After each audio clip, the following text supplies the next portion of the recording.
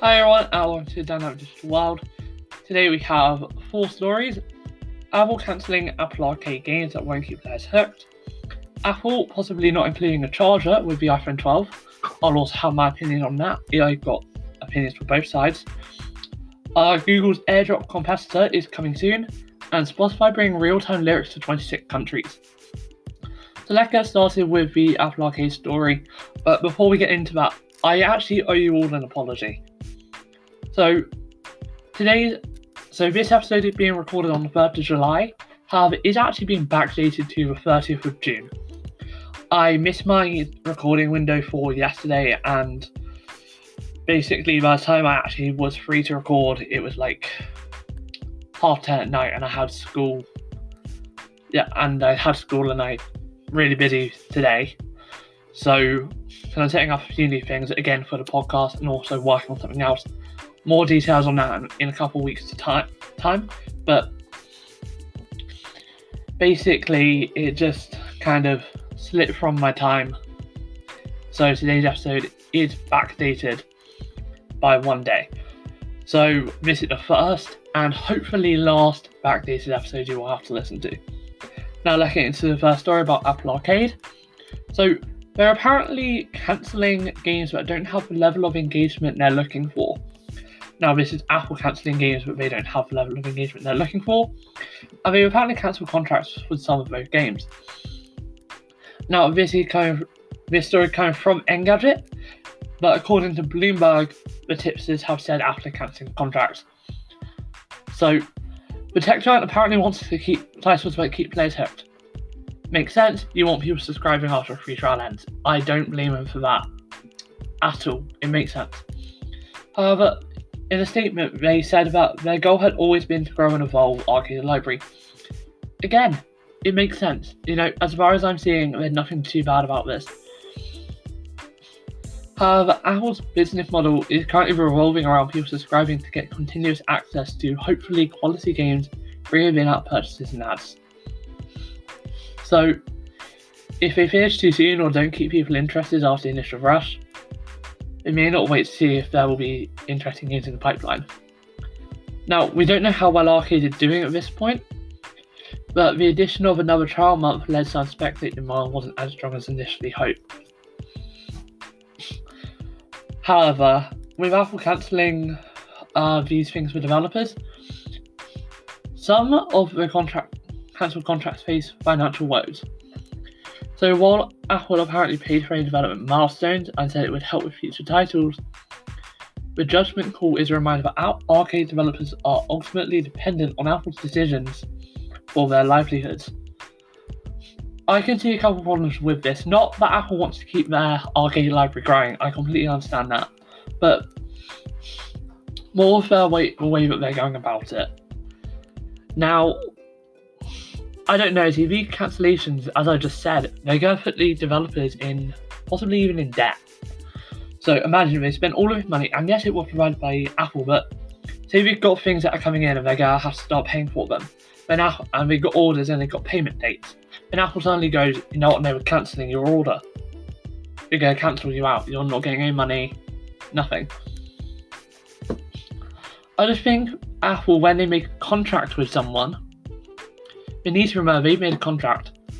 At the end of the day, they're still providing a game for a service. So, whilst it may not be as big as they want it to, those small games can still be good things to tide people over until the next big game comes out, especially if they're decent. Now, Apple is saying that they don't meet their level of engagement. However, one team's level of engagement, don't forget, we don't know whether these are gamers. We don't know what type of people these are that are cancelling these contracts. If they're cancelling them because they think, no, not good enough, that's technically their own personal opinion. And the problem with personal opinion is it biased. So if that keeps on happening, then Apple could be putting developers in debt. People who are relying on that money could lose out. It could cause a lot of problems for people. Now, one other thing I do see about Arcade is that Apple are getting aggressive with what they want. And the fact is, if you get too aggressive with that sort of thing, you're going to end up cancelling a lot of contracts. so we need to be careful. One final thing is that they're so eager to tweak arcade and allow gaming to flourish as long as they're getting the money, but Google, according to multiple sources, has been unable to release the actual streaming part of the service on iOS since launching the app due to App Store restrictions, and Microsoft's beta test is only allowed one actual game. Now, as for Microsoft beta test, there is a sign that could just be a beta requirement. If so, makes sense. Likewise, for them only releasing a certain number of people, and again, that is how test flight works. Only a certain amount of people can join. I don't really blame them for that. So Apple just don't want loads of people joining into a beta program, because it could also overload Microsoft servers. Again, makes sense. They're not fully ready. Again, that'll be later this year.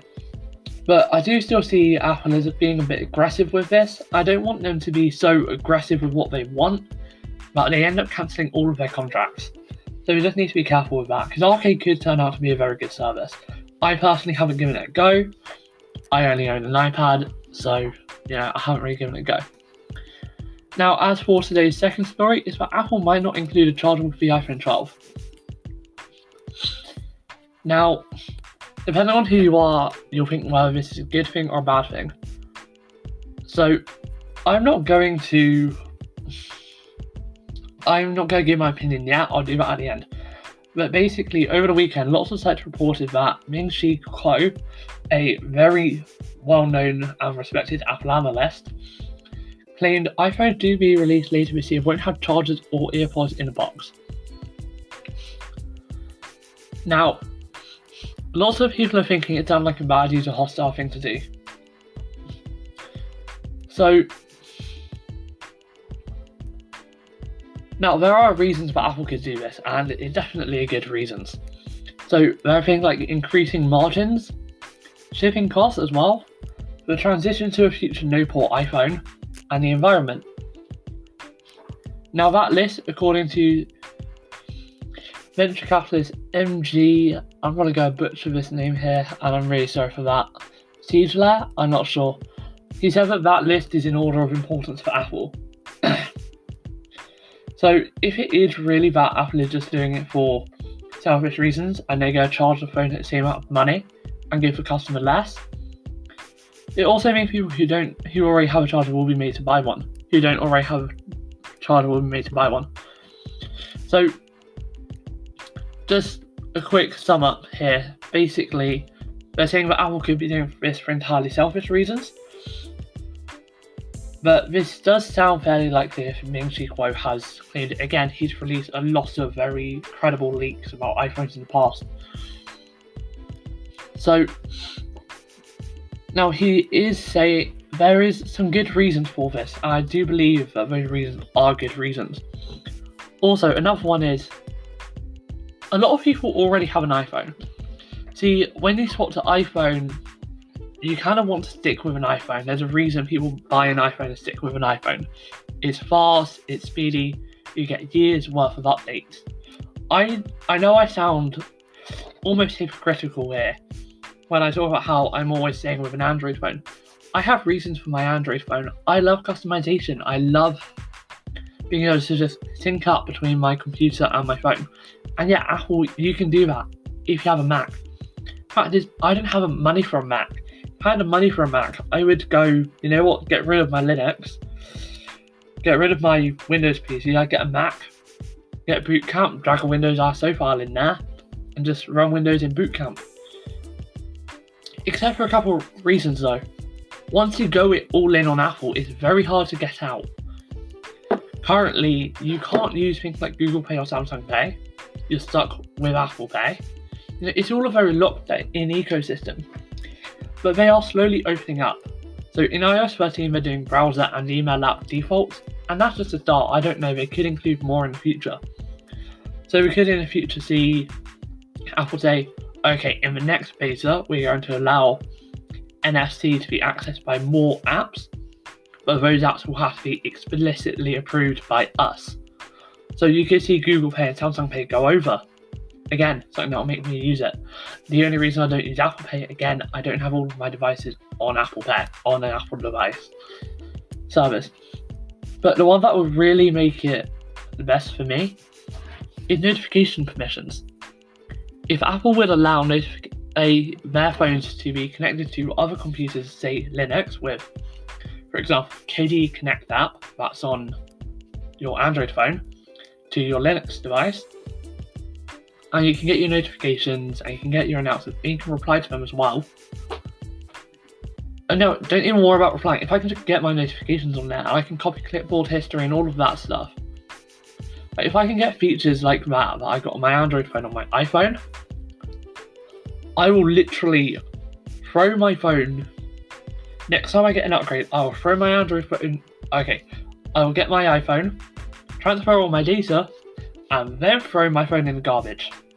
That is what I would do. I love an iPhone. I am actually half considering an iPhone launcher on my phone right now.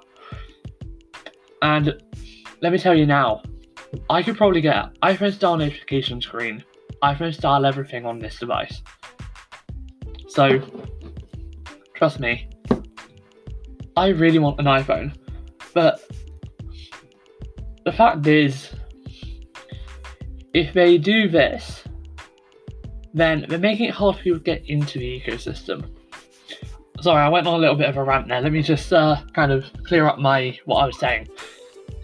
Basically, once you're on an iPhone, there's no reason to really come out. If you can adapt the way you work to living with that iPhone, which I'm kind of trying to think if there's actually a reason I can't. Yeah, you got me lost. I got myself lost in thought. I could probably see myself moving over to iPhone now, actually. The only reason I wouldn't right now is because you can't change the home screen, but for all I know, that could come in a future update. No, price of phones, and also I really hate the notch. Never mind. I'm not sure. I have to think about this. No, they're £1,000 for one without a notch. For one with a notch, and not the old style. Never mind. Again, see, this is what I'm saying. I've been an Android user for the last 3 years. For the last 4 years. So for the last 4 years, I've exclusively used Android devices for my phone. And here I am, someone who probably a few weeks ago would have sworn by Android. Now I'm being tempted over switching over to an iPhone just because I can change a couple of my default apps. That's what that kind of thing is a privilege to have.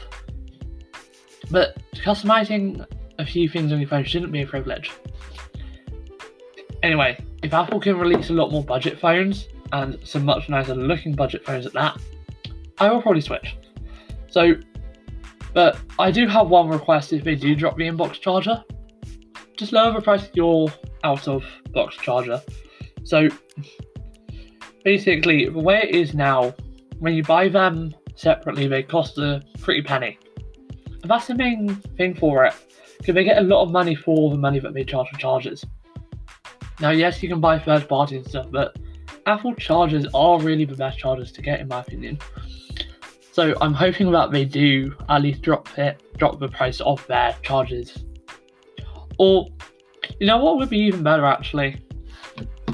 And this could be another option for Apple, if anyone from Apple or with any association to Apple is listening. Maybe instead of just kind of saying, no, you're not going to get a charger, something that's good, and you won't have to call, because we know that you're going to say, I really hope that they don't say, the reason we're taking away the charger from the box is courage. As long as they don't say something like that, I think they could get away from this unscathed. But one thing that could actually give them a really good reputation with this, instead of just removing it and saying, no charger, they could just say, okay, we're not going to include it for everybody because some people may already have an iPhone. However, if you do want it, then we'll put it in there, no extra cost. You just have to take a box. Or if you're buying from a resale store, you just have to say. Yeah? They don't make it a hassle to get one with a charger, where you have to pay extra. They just make it optional. It saves the amount of money that they have to spend on making chargers, and it saves the amount of chargers that are made. So the environmental effects are still lowered, but people who don't have an iPhone yet still get a new charger if they need it. That is how I would say the best way to go about it. Provide an option. Apple's whole iOS 14 thing is options. So I think it would be nice to see options for this year. Now, so that's kind of both of today's Apple stories. I'm just going to do a quick roundup on both of them. Basically, Apple's cancelling arcade games and cancelling contracts with any developers if they don't think it will keep players hooked. Now, again, that's kind of a biased opinion. So we have to see how that plays out, whether Apple just does it on their personal bias, which would make sense. It is personal when you're deciding these sorts of things. Unless, of course, there are specific guidelines, but as far as I can tell, I haven't seen any. So they have to be careful with that, though, because they could end up putting their entire arcade games kind of under, just by not having enough options. And the second story is Apple's not including a phone charger with the iPhone 12, supposedly. Now, this is not confirmed, but if they do this, then they could maybe provide an option. So you don't get one as standard, but if you want one, you can ask for one, and it doesn't cost any extra. So whatever the price is, it stays at that price, and they just give you a charger as well. If they really have to, I don't think they should be charging any more than 10 quid at this point. Because whilst it provides, Apple, swap over to USB-C this year on all of your devices, all the iPads, all the iPhones, and then it's easier. Because I will literally swap this year. If you no, they're not going to release an SE with USB-C. Never mind.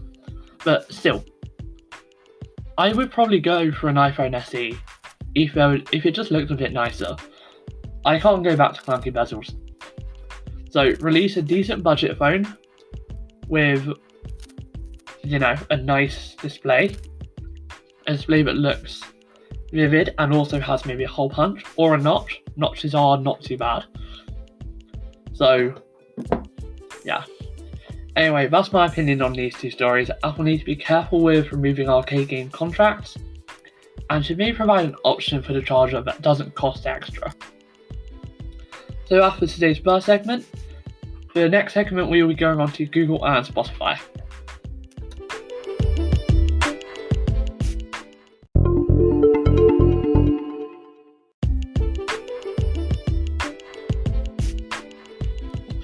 Okay, so for today's second and final segment, we're going to be talking about Google and Spotify. So for Google, it's confirmed its AirDrop competitor is coming soon. So for those of you who don't know or maybe aren't really in the loop on this sort of thing, Google is working on a feature called Nearby Share. And it's basically going to be a way to, it's basically going to be AirDrop for Android. Personally, I'm surprised it's taken a while, but there are reasons it has. Now, it has started showing up in Chrome OS Canary builds as well, so there is rumour that it could work on Chromebooks. Now, Google said that their goal is to launch with support for Android 6 Plus devices. So, for those of you that don't know, the way Android Google tries to do these sorts of features, things like sharing, they do try and update things separately to the system to allow people with older devices to still get access to certain newer features.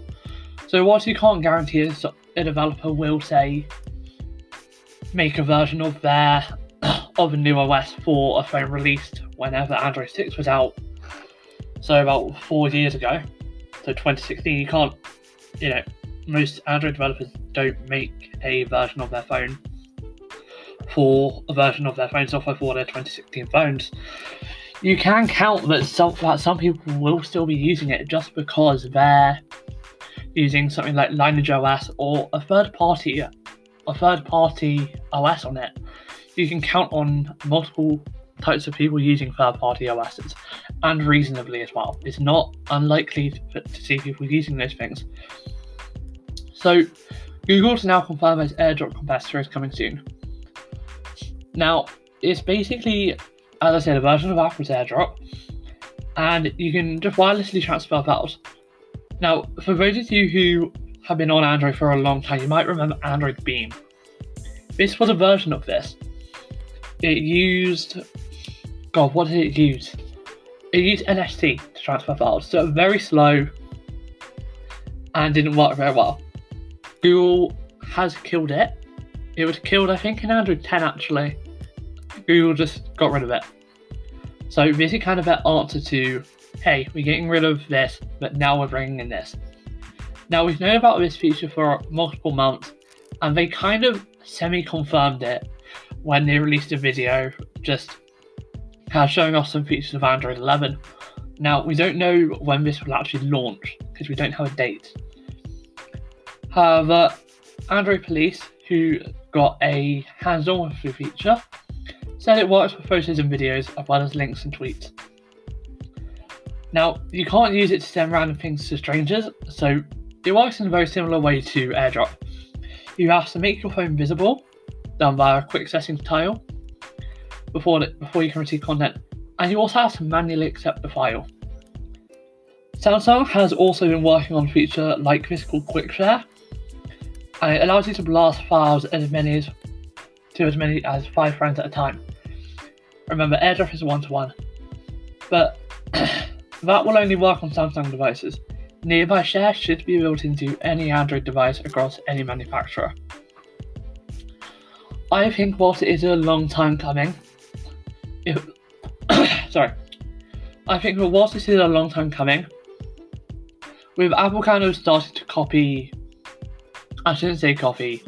build upon Google's original ideas for things like their widgets and their default apps.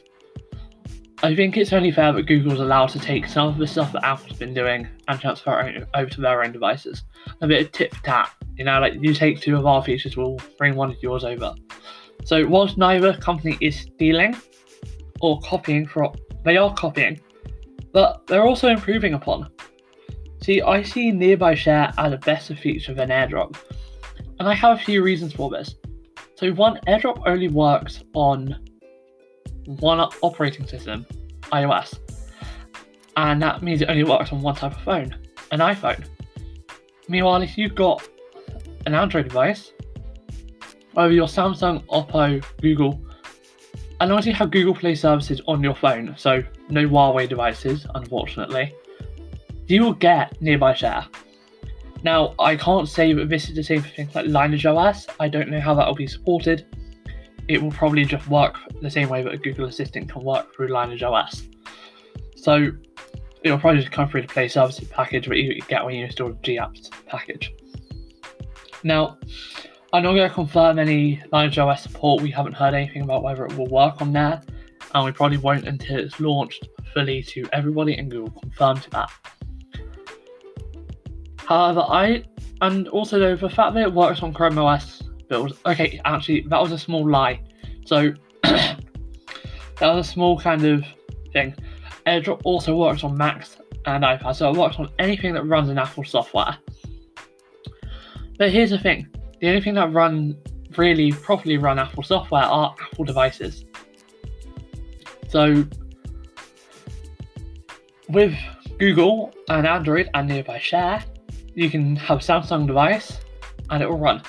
Now, currently it's also only available on Chrome OS Canary builds. However, we could see it launch, because remember, this could technically function as an app probably. There's probably a way to make it function as a downloadable app on Windows, Linux, and other things. So, also not going to say, and I haven't heard this from anyone, and this is just my speculation here, I could see this sort of thing popping up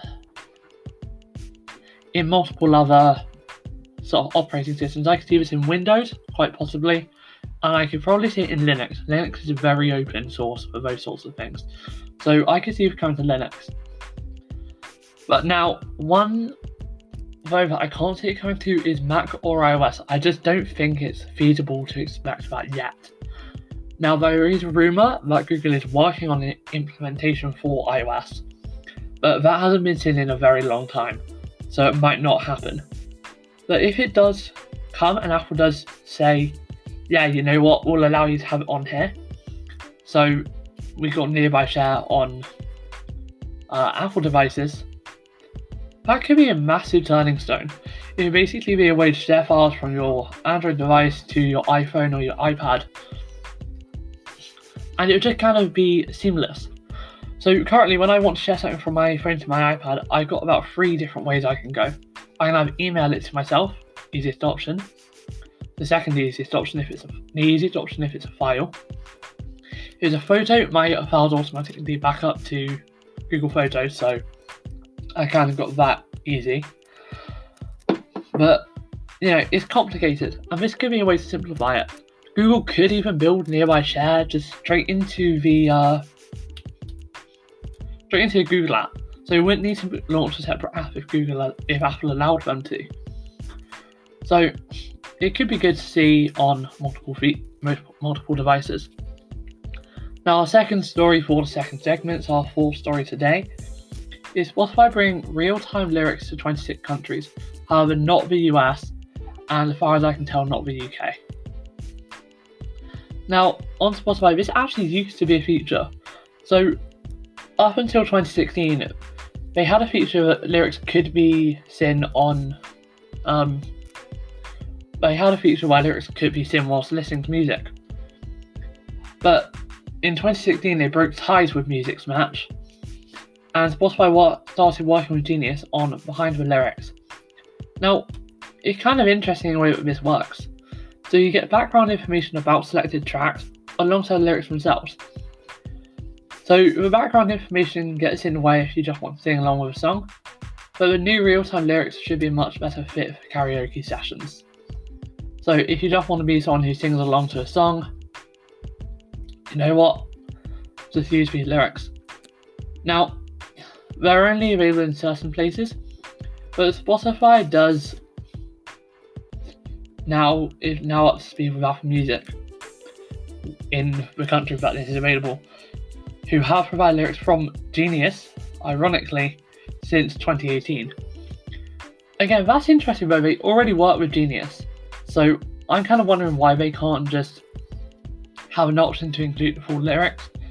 Maybe when Apple signed their deal in 2018, it did include some sort of exclusivity deal. Again, I'm not going to say that is it, I'm just saying it's speculation to why it isn't done. Now, according to TechCrunch, the following markets are getting real-time lyrics: Argentina, Brazil, Colombia, Chile, Mexico, Peru, Bolivia, Costa Rica, Dominican Republic, Ecuador, Guatemala, Honduras, India, Nicaragua, Panama, Paraguay, El Salvador, Uruguay, Vietnam, Philippines, Indonesia, Malaysia, Thailand, Taiwan, Singapore, and Hong Kong. Now, TechCrunch also notes that Thailand, Vietnam, Indonesia, and Mexico previously included support from other providers. And so did Japan. Now, sorry I listed all of those out and it took me a while to do. I was just kind of listing it out so you would know. Now, as for other markets, we don't know whether it will. However, Spotify confirmed it was testing the real-time lyrics feature in markets including Canada, so it could arrive in more places soon. So that's the kind of second set of stories. So in terms of Google's AirDrop competitor, definitely sounding good for just file sharing, and if Google also finds a way to release it on iOS, that could probably be one of it, and also Windows and Linux as well as Chrome OS. We could be seeing the first cross-platform file sharing feature that works on almost any platform. Also a Mac app as well, a Mac version of this would be incredible. So if we can see this on every platform, which Google is more inclined to do than Apple personally, I would believe, then we could be seeing some really interesting stuff happening. And as for Spotify real-time lyrics, I just hope they bring it to everyone else soon. I would really like real-time lyrics, because currently when I'm trying to sing along, trying to learn song for things, or if I just have a karaoke night, I would have to go to about I'll just have to search it up online or to use a YouTube video app which has the lyrics in it. So it could definitely be good to see the lyrics being provided in almost every country. We don't need a reason why it's not, but hopefully it's just taking a bit of time and they're going to bring them soon. So that's everything for today's episode. Thank you for listening, and I'll see you in tomorrow's episode. Also, just one last thing to thought.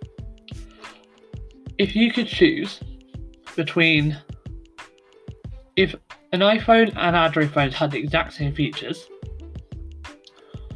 but with Android you get multiple different price points, would you go Android? So you get all the features of an iPhone on your Android device, but then would you buy an Android phone or would you buy an iPhone?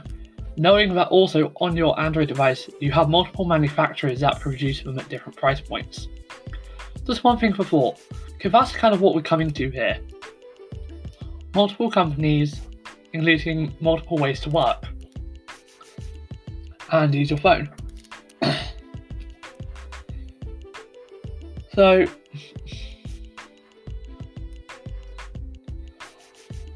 yeah, that's my final thought for the episode. Just think about that, and if you do have thoughts, then if you're listening on YouTube, and remember, YouTube only episodes are only released on the Sunday, just due to timings,